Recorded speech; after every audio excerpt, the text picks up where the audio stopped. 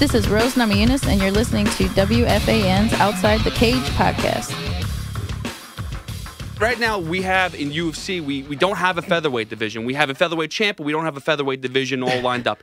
So, are you looking for your next fight? Is it going to be in the UFC or is it going to be in Invicta FC?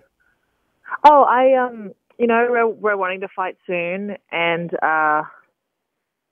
I'm going to go with whoever's going to get me in the cage sooner. So I think at this point in time, it's going to be Invicta, but we'll see what happens. All right. And is there anybody in Invicta that you just want to destroy for the people to see? I don't really mind. You just like beating everybody up? It doesn't make a difference, right? Yeah. Well, they just matched featherweight. Ediana Gomez is fighting on the next card, so I'm really interested to see. Maybe the winner of that fight can, challenge on the next show. All right, and Megan, stepping back to this past weekend, we saw Cindy Dandois. She was, I know. That's probably been the crazy reaction coming back to you. But we saw her in Alexis Davis battle back and forth on the ground because on the feet, it was pitiful. I understand why she got into the UFC. She has connections. She has skill on the ground. But, oh, my gosh, the stand-up, very, very levels and years behind you. Is that something that you want a rematch in the UFC? I know you're calling out somebody in Invicta, but it just seems like a match made in heaven. It's a perfect way to kick you off into the UFC. And Dana White's all about matchmaking and a perfect way to get the featherweight division more the steam rolling. Oh, definitely. I've always asked for that. I've always wanted that rematch. So I would love that. I didn't watch the fight. I've seen clips of it, but please don't. It's I'll save myself 15 minutes. I know how unorthodox Cindy is, but I feel like from that fight, I think everyone now realizes who of us has grown, who of us has gotten better. And I definitely know that since that fight, I have gone on a tear. And I would love that fight back.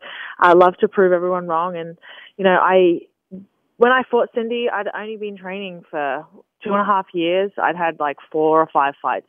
It was my first ever international fight. It was a huge deal for me. And, I let nerves get in the way, all that kind of stuff. And, it's different now.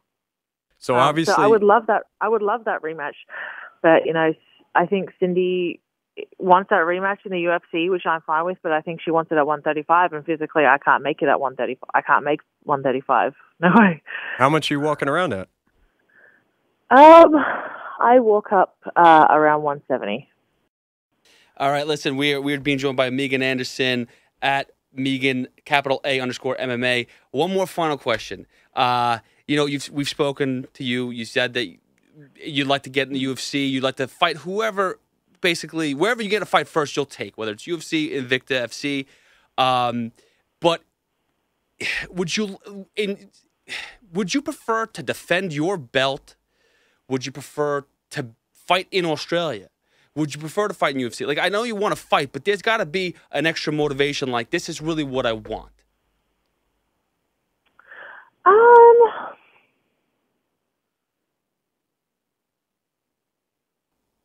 Come on, give it to us. You know you want to.